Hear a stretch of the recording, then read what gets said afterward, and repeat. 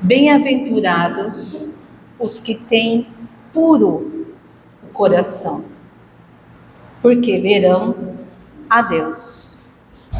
Mateus, no capítulo 5, versículo 8. Mais uma vez, uma boa noite a todos. Uma boa noite àqueles que nós não cumprimentamos ainda. E realmente é uma grande satisfação para nós podermos estar aqui em uma noite tão iluminada e vivenciando mais uma reflexão acerca do Evangelho de Jesus, as preciosas orientações que ele deixou para nós à luz da doutrina espírita. Então, nós trazemos essa temática da pureza de coração. E de início, nós estaremos indicando a leitura do capítulo 8 do Evangelho segundo o Espiritismo.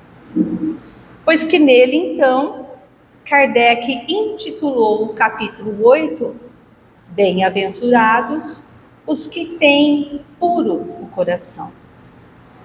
E nós faremos, então, uma abordagem buscando refletir sobre esse tema com base naquilo que diversos espíritos de alta envergadura espiritual puderam trazer para nós. E para que com isso nós possamos então nos aprofundar um tanto mais neste tema e quiçá sairmos realmente daqui, certamente com os nossos corações em condições de maior serenidade e equilíbrio, purificados das nossas próprias intenções, tendo-as ali melhor direcionadas.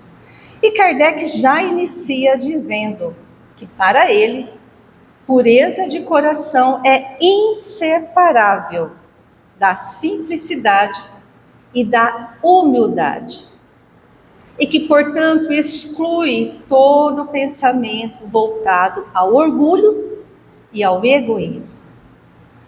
E que é por isto, então, que Jesus realmente utiliza-se da criança como emblema dessa pureza, como a utilizou também para ali, representar a própria humildade.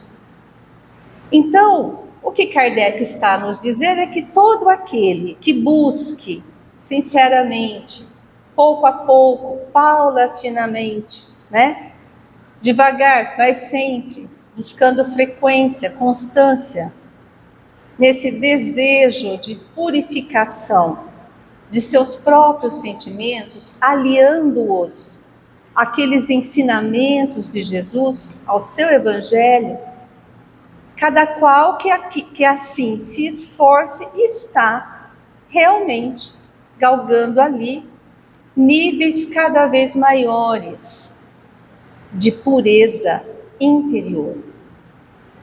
Mas quem irá realmente nos auxiliar, fará para nós aí um caminho de reflexão, é o benfeitor Emmanuel. E nós temos uma belíssima mensagem dele, que encontramos naquela obra, o Evangelho por Emmanuel, que são então citações de Mateus que o benfeitor excelso, ele faz ali as suas digressões, as suas reflexões. Por ter uma compreensão muito mais abrangente dos evangelhos, Emmanuel tem se mostrado para nós aquele que nos dá esse fio condutor para nossas reflexões. E nesta mensagem, ele a inicia dizendo que, estudando as citações de Jesus, o seu Evangelho, é possível verificar que não houve ninguém com tamanha pureza na própria alma do que Jesus. E que, se nós, segundo ele, se purificarmos os nossos corações, nós também teremos a condição de ver a presença divina em toda parte, compreendendo que as esperanças do Criador não esmorecem em criatura alguma, e entendendo também que a maldade e o crime são apenas espinheiro e lama que envolvem o campo da alma, esse brilhante divino que fatalmente virá à luz. Então, o que Emmanuel está a nos dizer com essas palavras que são a introdução ali da sua mensagem? Que para Deus, todos nós somos seres perfeitos, angelicais. Apenas que Ele, o Pai, reservou para nós o trabalho desse burilamento íntimo, interior. Ele nos oportuniza tudo o que nos seja necessário para que nós façamos em nossos corações a construção do seu reino, o reino de Deus, que segundo Emmanuel é obra divina no coração dos homens. Tudo está ofertado para nós, para cada um de nós, e nem a mais e nem a menos, mas na justa medida de tudo quanto nós necessitamos para alcançar esta condição em que este brilhante divino, esta centelha iluminada que todos nós já o somos, possa vir à luz. Então ele diz que isso é fatal, é inexorável. Do átomo ao arcanjo, todos nós haveremos de, por meio de leis que são infinitamente perfeitas, todos nós chegaremos a essa condição de perfectibilidade para a qual todos indistintamente fomos criados. Assim estamos no lugar certo, no momento certo, com as pessoas certas, vivenciando as dificuldades, as vicissitudes, os obstáculos que estão postos para nós como verdadeiros desafios a serem vencidos. Tudo está como e onde deveria estar, como e onde deveria ser, da forma como deveria ser. E temos tudo que necessitamos para elaborar em nós esta trajetória que possibilitará então vir à luz esse brilhante divino que cada um de nós somos, Portanto, Deus não erra, Mas o nosso pensamento é de que sempre algo ainda nos falta, sempre temos essa impressão, essa requisição que nós fazemos, não é? Mas é importante refletirmos acerca dessa nossa trajetória, em todos os momentos, de que não faltam, seja do ponto de vista material ou espiritual, justamente aquilo que nós necessitamos, na justíssima medida, que não há erro, não há inconsistência, E a misericórdia divina ela sobrepaira tudo. Como conversávamos há pouco, né? A justiça ela é infinitamente misericordiosa, mas ela é justa para qualquer um, para todos, sem qualquer privilégio. Quem corrobora com essa ideia, e são aqueles que nós citamos, né, dizemos de início, queríamos trazer os seus pensamentos também, é Leon Denis. Leon Denis, na obra O Porquê da Vida, ele fala que há uma lei, que é a lei divina superior universal, que é a do progresso constante, na ascensão das criaturas para Deus, foco da perfeição. Portanto, o que Leon Denis está a nos dizer? Que todos nós caminhamos em busca dessa condição, desse foco de perfeição que nos atrai. Todos caminhamos, conscientemente, inconscientemente, queiramos ou não queiramos, todos caminhamos, porque há uma força que nos atrai e uma lei de progresso constante que está sempre a nos estimular nesse processo, nessa caminhada. Portanto, todos os dias, nós damos início ao nosso dia, colocamos nossos pés fora da cama para dar o início às nossas lutas, às nossas buscas, a ir em busca de tudo que nós necessitamos e tudo quanto vivenciamos, as nossas dores, as alegrias, as dificuldades, as vicissitudes, os obstáculos, as alegrias, as tristezas, as mágoas, as lágrimas, os esforços, os suores, eles estão todos como que fazendo parte de todo esse processo, do berço ao túmulo.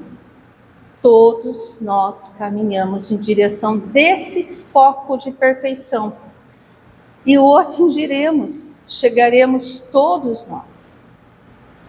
Então é importante que tenhamos em mente que a presente encarnação ela tem este significado e não há quem possa obstar, impedir a lei de progresso. E ela está para todos.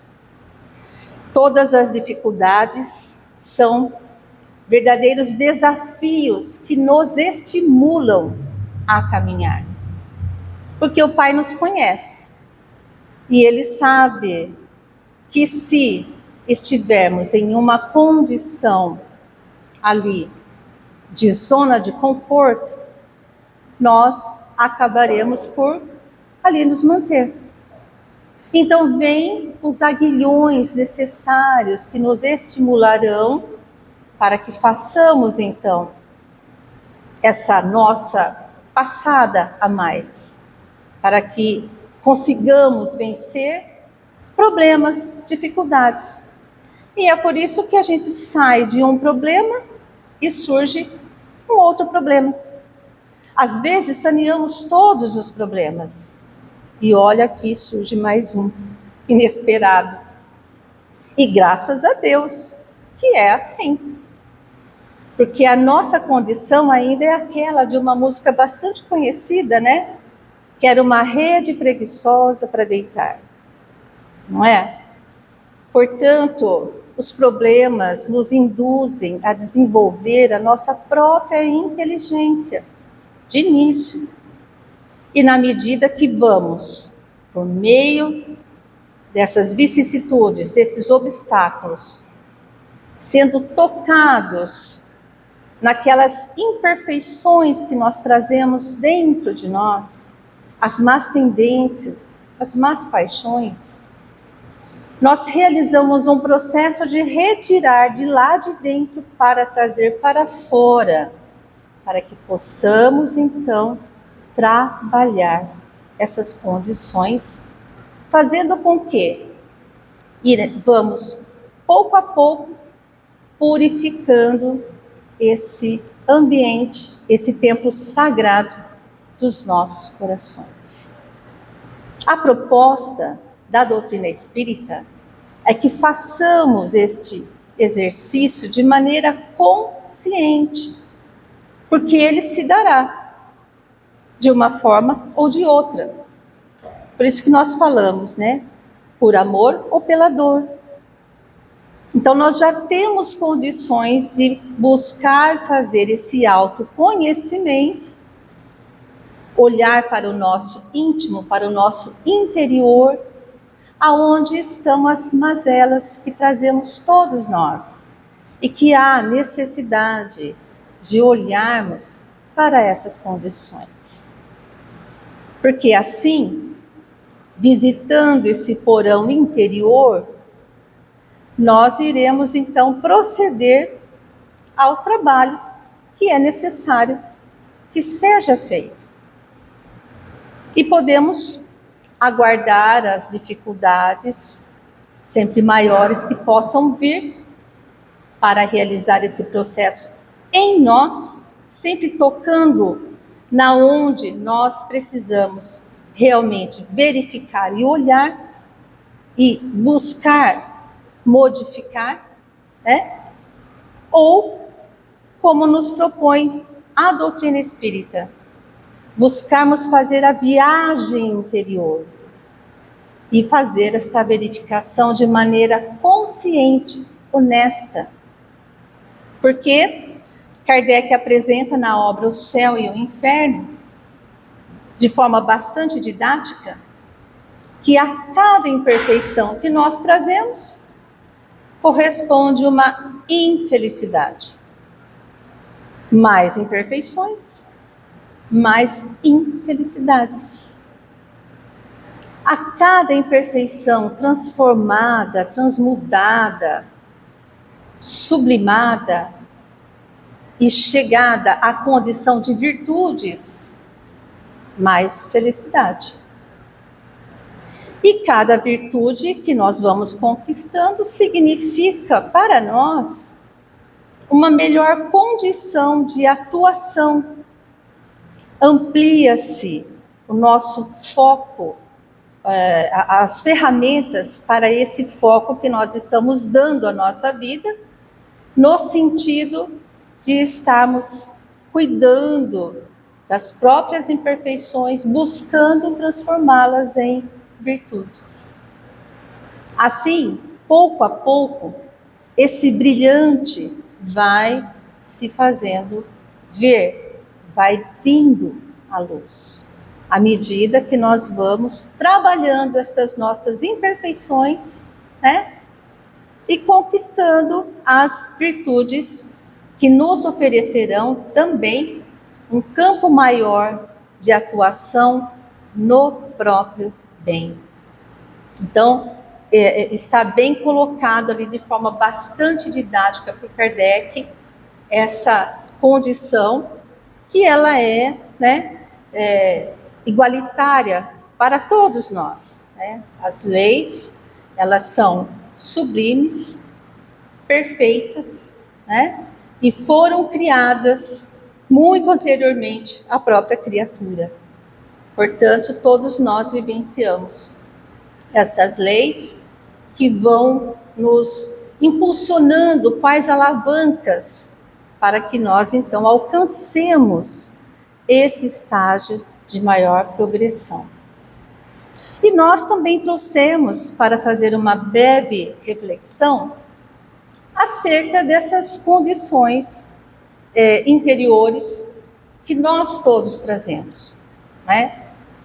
Nós poderíamos falar sobre diversas situações, diversos sentimentos que ainda trazemos, mas nós vamos falar então sobre algumas, né, condições, como por exemplo, o próprio melindre. É uma condição que todos nós realmente vivenciamos, porque quem não se melindra.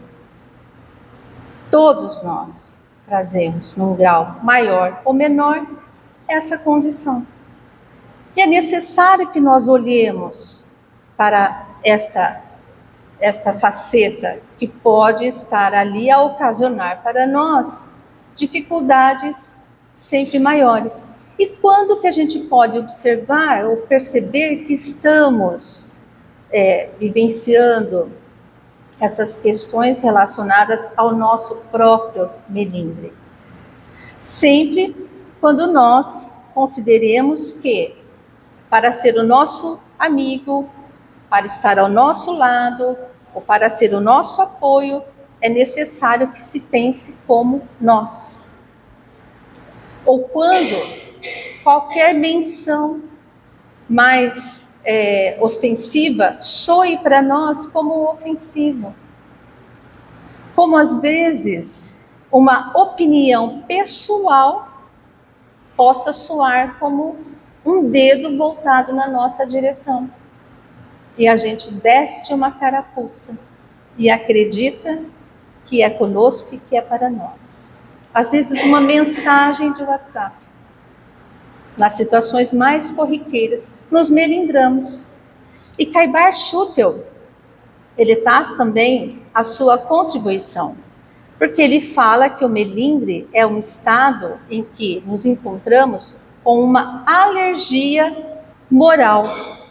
É uma doença da alma que traz condições que vêm a tornar mais obscuros os campos sutis da nossa própria alma, ou seja, o espinheiro e a lama, que Emmanuel cita no início da mensagem, e que faz com que nós nos afastemos daquelas condições superiores desejáveis, que nos impulsionarão para que alcancemos aquele foco que nos atrai, nos faz perder tempo. E com isto, ainda tornamos as nossas problemáticas de vida ampliadas. Porque aquele dia que poderia ser um dia tão tranquilo, tão maravilhoso, às vezes logo pela manhã nos melindramos com algo e fazemos com que esse dia não seja produtivo, não alcancemos os objetivos para os quais nós havíamos destinado todo aquele período. E, enfim, podemos ainda ampliar a gama de dificuldades ou de problemas que nós já trazemos. E assim, nós queremos também apresentar e indicar para todos a leitura dessa obra de Caibar Schutel, pelo médium Abel Glasser, e intitulada Fundamentos da Reforma Íntima. E nós vamos fazer apenas algumas citações, porque falamos bem superficialmente aí sobre as questões do melindre, poderíamos nos aprofundar mais. Mas ele aparece aqui conosco, no capítulo 5 dessa obra, um título bastante curioso, porque ele fala assim, derivados do egoísmo e do orgulho.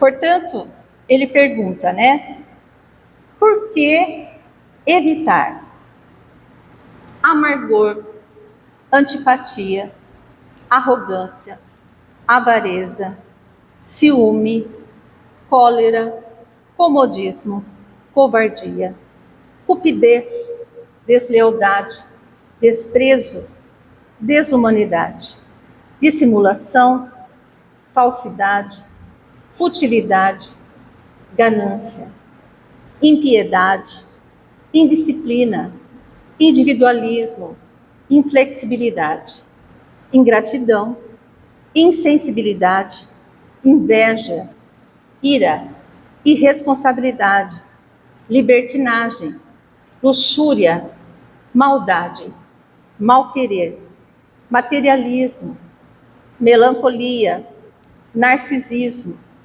ódio, pessimismo, preguiça, prepotência, raiva, rancor, rebeldia, ressentimento, teimosia, torpeza, vaidade e vingança? Ele nos faz esse questionamento. Por que devemos evitar, né? E ele próprio responde, né? Porque são modos de ser, de sentir e de estar que não possibilitam harmonia com o Pai eterno e Criador. Então, é esse questionamento que devemos nos fazer. Se essas condições, esses estados íntimos, nos aproximam ou nos afastam do Criador? E ele prossegue dizendo da necessidade da reforma íntima, porque quanto maior a paz interior, enorme a possibilidade de estar harmonizado com a superioridade divina. Dizendo ainda que para alcançar a reforma íntima, é preciso cultivar uma vontade firme e estar bastante consciente de que ela é um instrumento que possui, todos nós possuímos, para sermos mais felizes e vencer, tanto na caminhada material quanto na caminhada espiritual, paralelas que são. Então, nós trazemos essa belíssima obra, né? Que todos podem ter acesso, às vezes aqui na casa mesmo, e que são ferramentas que nos possibilitarão, então, fazer esse trabalho de forma mais consciente, né? Nos autoconhecendo, observando, analisando nós próprios e buscando tratar essas condições que nós possamos estar apresentando, né?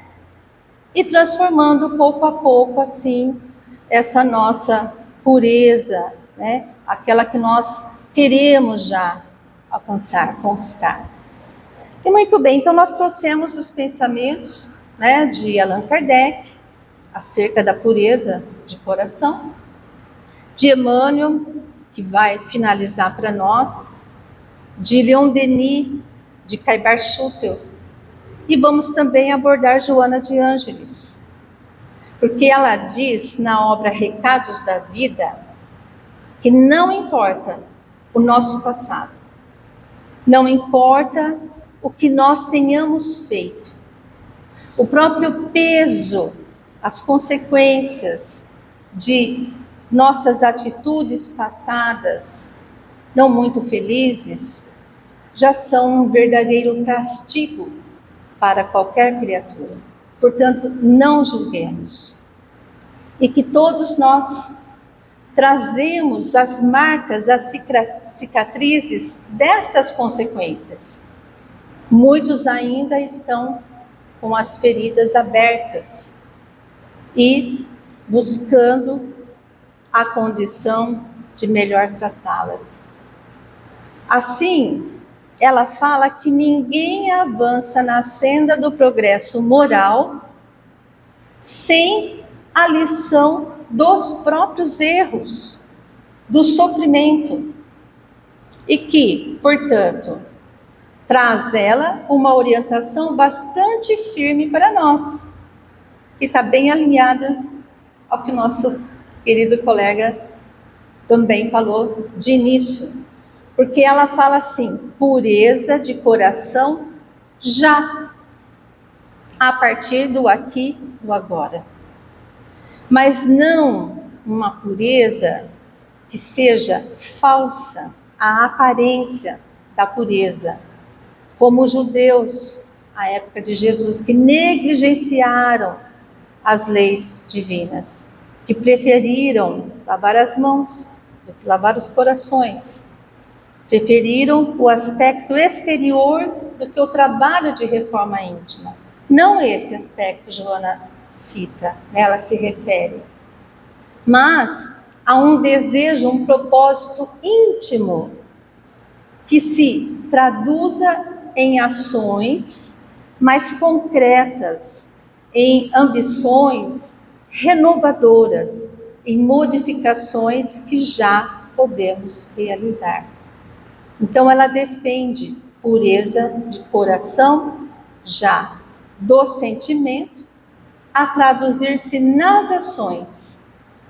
Porque à medida que nós cheguemos a essas conclusões e utilizemos a nossa própria força de vontade, tudo nós poderemos conquistar.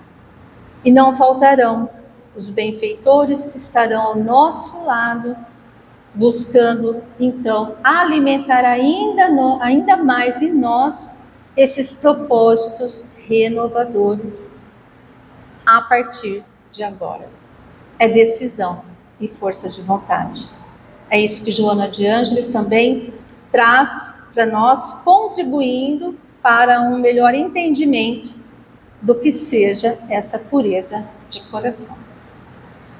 E para assim, então, nós passarmos à fase final, vamos seguir na linha de raciocínio, no fio condutor, que o benfeitor Emmanuel abordou nesta mensagem, né? Porque é necessário também nós olharmos como via Jesus a pureza de coração ao seu tempo. E o que Emmanuel diz é que ele via sim a presença divina em toda parte, nas circunstâncias e nas criaturas. E exemplos são muitos. A manjedoura, por exemplo, para muitos, seria aquele utensílio desprezível, de muito pouco uso, encostado muitas vezes.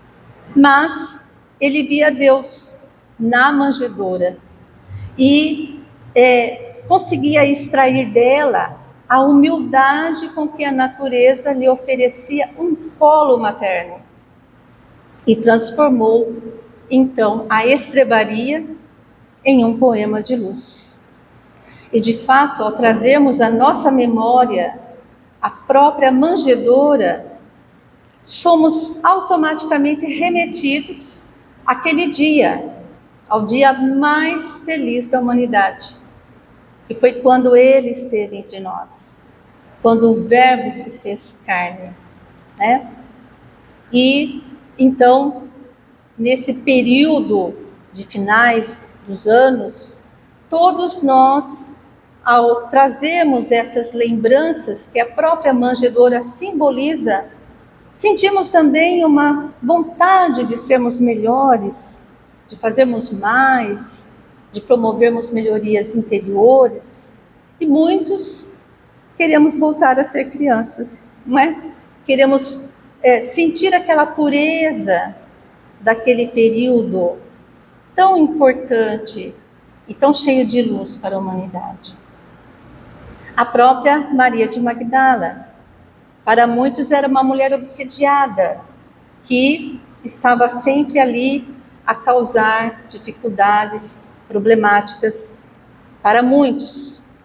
Mas Jesus via Deus naquela mulher que trazia os sentimentos de falta de amor puro e verdadeiro que ela ansiava viver. E então delegou a ela aquela que teria sido, que é para todos nós, a também maior notícia que a humanidade já teve, da ressurreição de Jesus. O Mestre vive. Foi a ela que ele entregou essa ocasião, essa oportunidade de levar a todos os demais esta verdade maior. Não foi a Maria, sua mãe, não foi a João, tido, considerado como um apóstolo tão amado. Então foi a ela.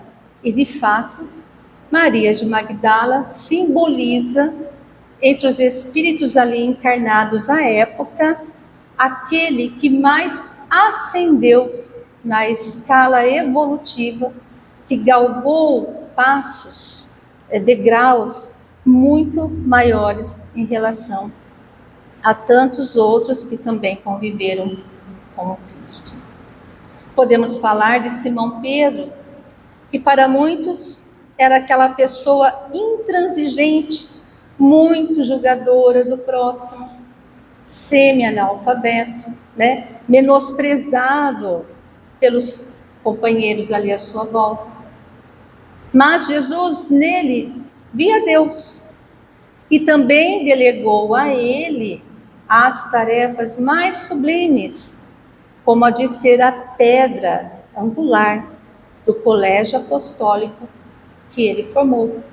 E pediu para Pedro: apacenta as minhas ovelhas. Podemos falar de Paulo de Tarso, que também era aquele intransigente guardador da lei mosaica, e que tantos males ali já havia causado em todos os círculos cristãos. Mas Jesus via Deus na figura daquele homem que não conseguia preencher lacunas no seu íntimo, no seu interior, e que questionava.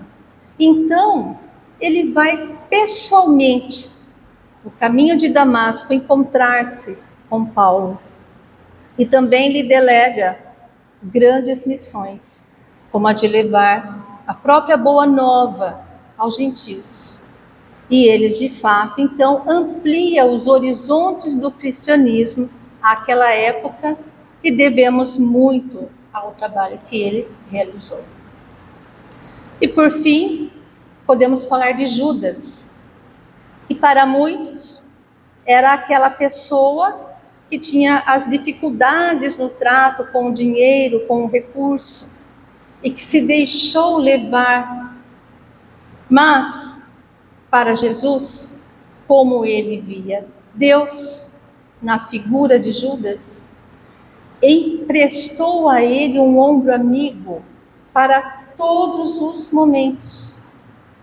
Naquele momento da conhecida Santa Ceia, ao partir o pão, é para Judas que ele oferece o primeiro pedaço e demonstra que a sua amizade e o seu amor incondicional jamais o abandonaria. Quando chega Judas, junto dos soldados romanos, naquela noite, naquele momento do beijo traidor, o que Jesus diz a ele? Olá, amigo, a que veio? Ele sabia tudo o que viria a ocorrer, mas demonstrando essa condição de amor, esse amor incondicional para com ele, como para com todos nós, ele permaneceu ao seu lado e auxiliando esse espírito no seu processo de redenção através dos séculos. É um amor incondicional. É esse amor que ele nos oferece. Não importa o quanto nós tenhamos caído, ele nos levanta e ele procura nos fortalecer para que nós possamos seguir. E assim concluímos, retornando à mensagem de início. Se nós também purificarmos os nossos corações, podemos também verificar a presença de Deus, identificá-la em toda parte. E poderemos compreender que a maldade e o crime são realmente espinheiro e lama que envolvem esse brilhante divino que é a alma. E assim, ajudando e servindo, amando e buscando fazer o nosso melhor, todos nós passaremos também como uma mensagem do próprio amor divino, mostrando que mesmo nos pântanos mais profundos é possível que nasçam, que surjam lírios perfumados e puros para exaltar as glórias do Senhor. Uma boa noite a todos, uma semana de muita luz e de muita paz. Muito obrigada.